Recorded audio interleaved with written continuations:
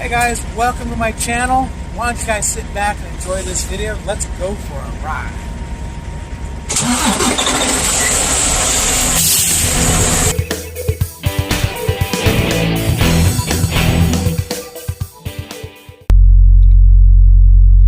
Like, comment, subscribe, ring the bell. She's back there sleeping. Anyways, where have we been? Been missing in action for a minute, haven't we? Check out our Facebook page, David H., Melissa H., husband and wife trucking across America. It's a little dark in here. See if we can't get the little light going on. So what we got here.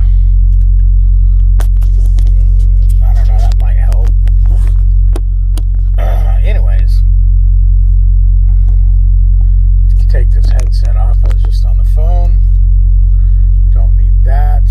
Looking like a dork.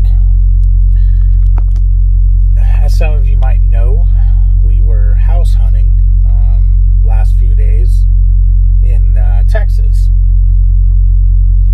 If you're on that Facebook page or my Instagram, you may or may not see pictures. I can't remember if I posted any, because we were there for 3 or 4 days, and after the first day I got sick, of course. So luckily, we actually found a house the first day. Found a house first day, but which is good, because there's no way I could have looked at houses the next day. I was really sick. Not COVID, was that kind of sickness. So let's everybody just calm down right now. You know, you're afraid to say you're sick because everybody automatically, COVID, oh my God, you got COVID, you know, and no, it wasn't COVID, guys.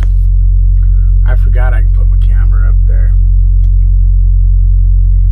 But it is 1:30 in the morning. We're in St. Cloud, Florida.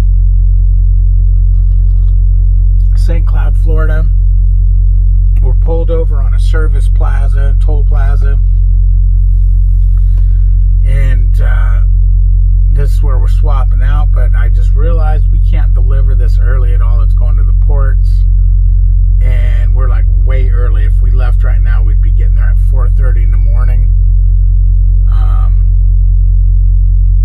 and it delivers at 10 a.m.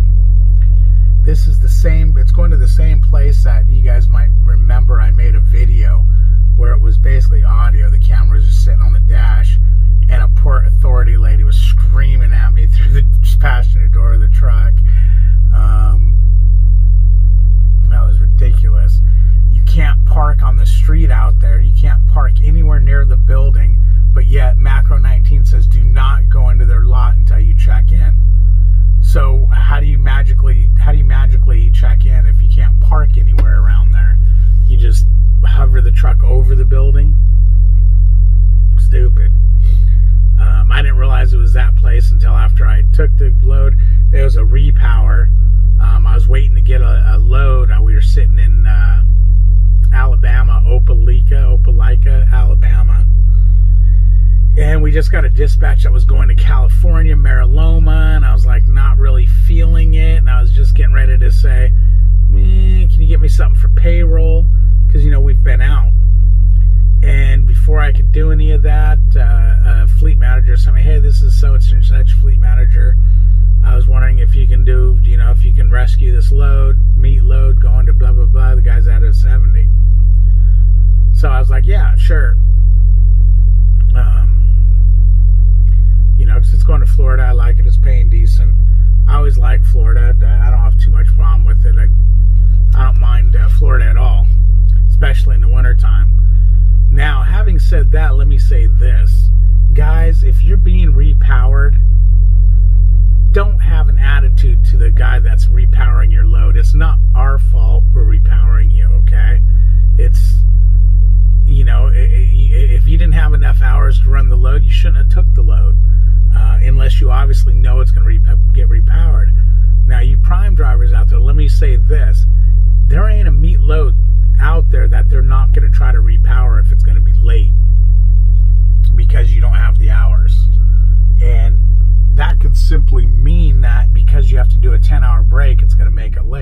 they'll repower it. They don't want to make meat loads late. But the driver had a big attitude when I went to pick up the load. Number one, he didn't know I was coming. And I thought after the fact that, yeah, his fleet manager probably couldn't get a hold of him to tell him, because I couldn't get a hold of him. He wasn't answering his phone. I had to go bang on his sleeper to get him up. He knew nothing about it, and then he copped an attitude. Matter of fact, one of the last things I said to him was, as he didn't even look in the trailer, he just put his lock on the empty. And, I said, I had it washed out for you. Didn't say thank you or cool or anything like that. He just,